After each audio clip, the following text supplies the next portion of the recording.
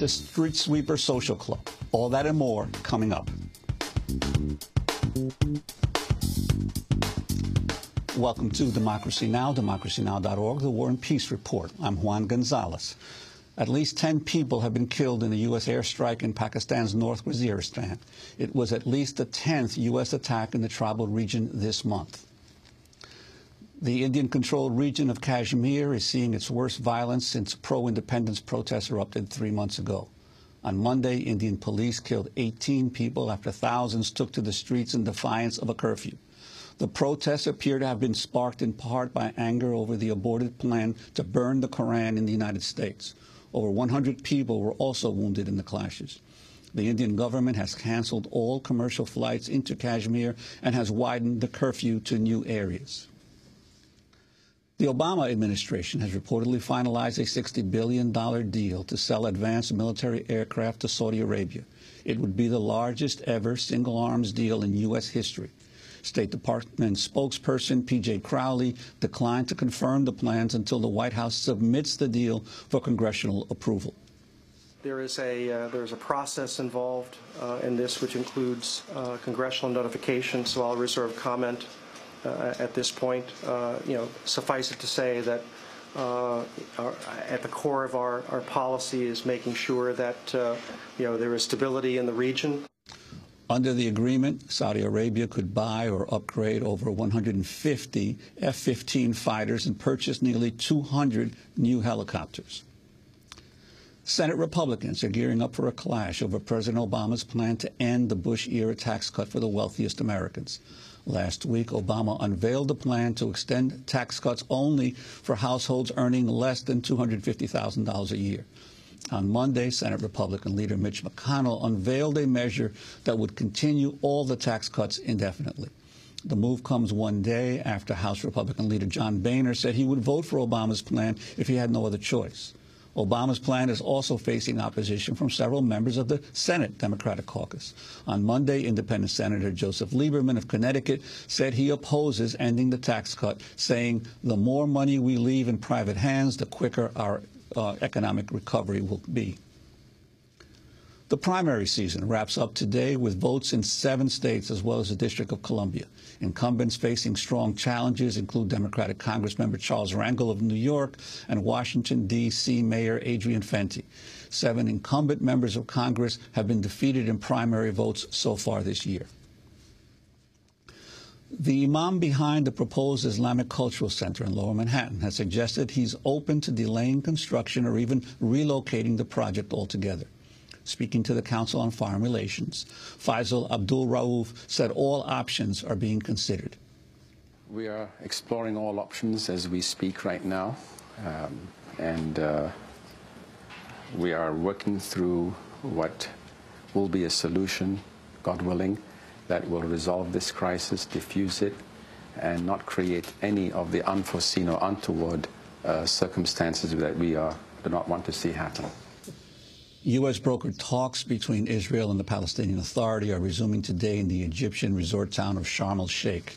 Secretary of State Hillary Clinton arrived in the Middle East on Monday to help lead the summit.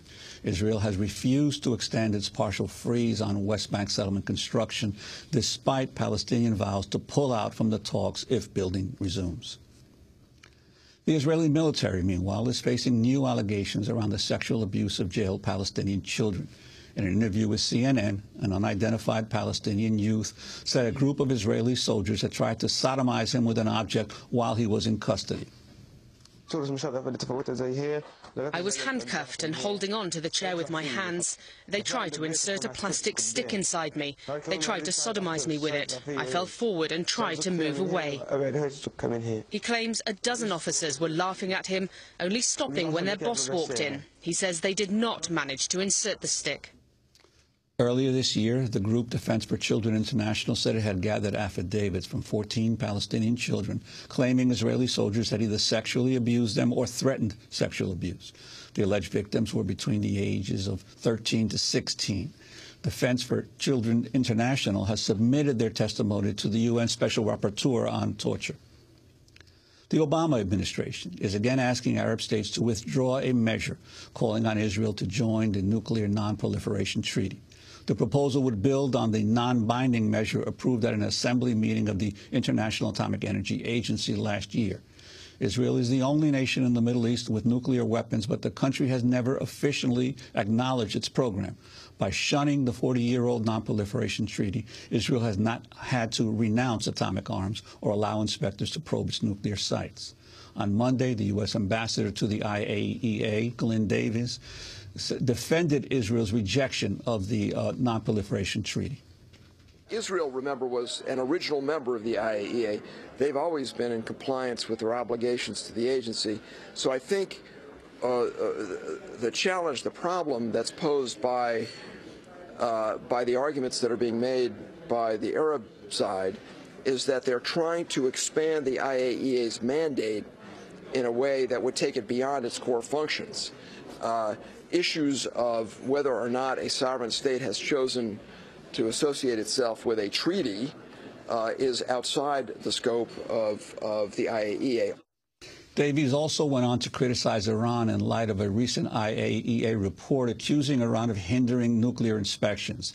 The IAEA says it's been unable to confirm whether all of Iran's nuclear activities are for peaceful purposes. Davies called Iran's barring of 2 inspectors an escalation. We believe a country has rejected inspectors based on the report that was issued by the IAEA, and that is very troubling, very concerning. It's a real escalation, I think, in the effort by Iran to stonewall and stiff-arm the IAEA's activities.